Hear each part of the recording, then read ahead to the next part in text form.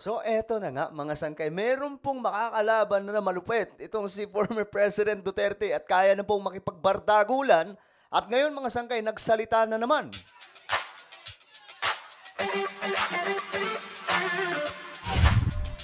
Yo, what's up guys? This is me. I'm back for another vlog today. Kamusta po mga kababayan? Kamusta po sa lahat ng mga solid sangkay na nanonood ngayon? At eto nga po mga sangkay, pag-uusapan po natin itong matinding makakalaban ngayon ni former President Duterte na ngayon ay nagsalita na naman mga sangkay na mukhang pumapalag. No? Hindi po ito katulad kay PBBM na masyado pong mabait. Ito talaga mga sangkay, pumapalag. Ito po ay tauhan ngayon ni PBBM na nung nagsalita mga sangkay, buong Pilipinas naging headline po siya. Actually hanggang ngayon yung pangalan niya andyan po paikot-ikot po sa mga balitaan. Well, anyway, before we start guys, pag-subscribe po muna yung ating YouTube channel. Tayo po ay 1.4 million. Road to 2 million subscribers na. So kung gusto mong mapabilang sa dumaraming mga solid sangkay, dito sa YouTube, ang gawin nyo lamang, i-click nyo po yung subscribe button na makikita po sa baba ng video na to. I-click nyo po yung bell at i-click nyo po yung all.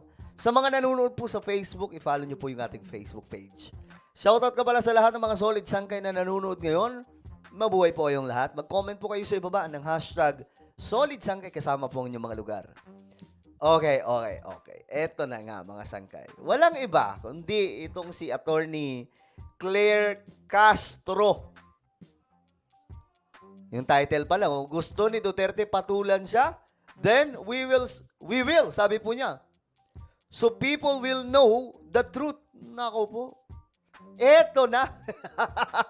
Magiging sakit sa ulo itong si Attorney Claire Castro kay former President Duterte. Nakahanap na po siya ng kabardagulan kasi, di ba, madalas si PRRD po yung bumabanat. So, tingnan po natin. You clapped back at former President Rodrigo Duterte. It's all over the news.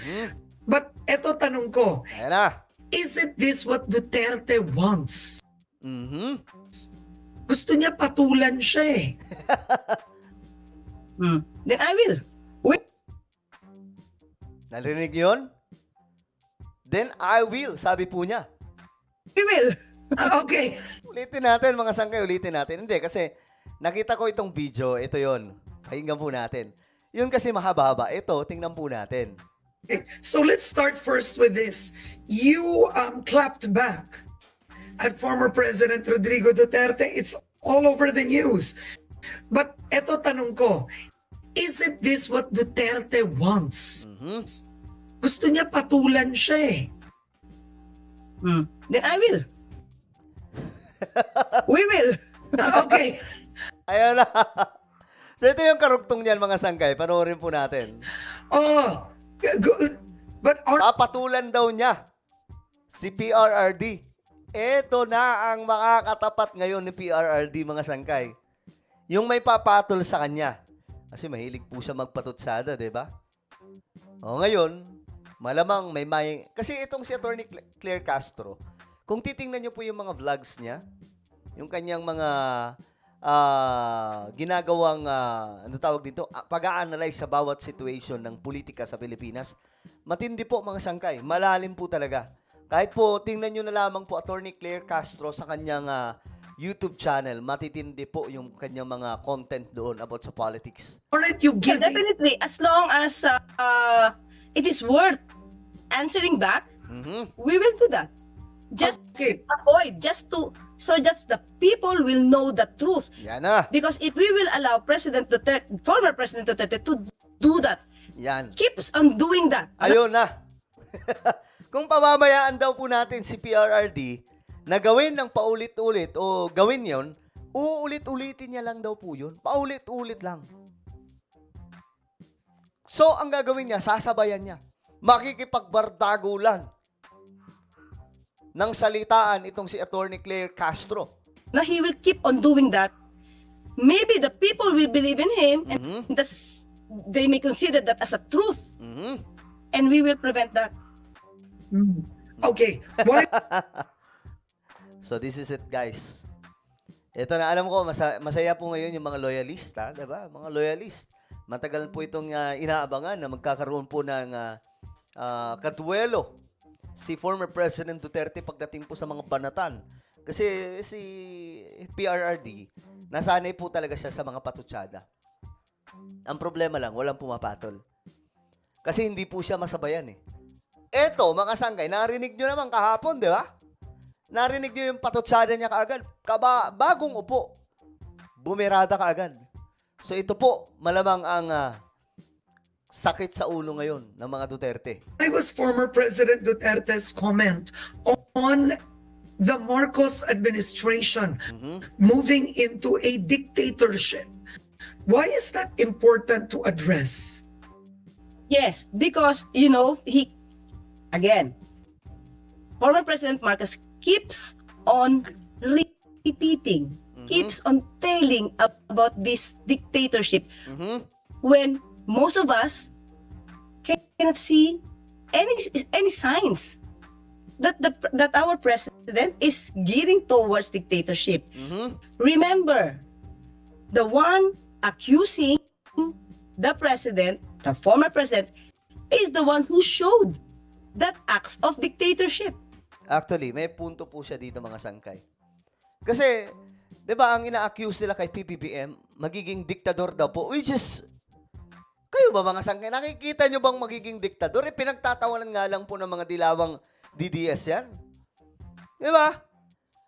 Malabo po yan. Alam nyo yung ginagawa po ni PRRD ngayon mga sangkay, more on kumbaga nagjo-joke, kung ano-ano yung sinasabi mga sangkay, tapos pagka nabisto na, sasabihin na lang po niya sa dulo, hindi, joke lang yun. Di ba? Remember, for the past 6 years when he was into power, he showed his power, really, being the authoritarian. Exactly. Ako mga sangkay, wala naman akong problema sa authoritarian. Actually, ako kahit ako, mas gusto ko pa nga po yung authoritarian na pamumuno, basta maayos lang. No? So, dito, sinuplan niya na parang, tingnan nyo yung pamumuno ni former President Duterte, kung sino ba talaga ang papuntang dictatorship. Ako mga sanggay, tingnan na lamang po natin. Halimbawa na lamang po itong usapang diktador, di ba? Sino ba yung gustong mangagaw ng kapangyarihan? Di ba?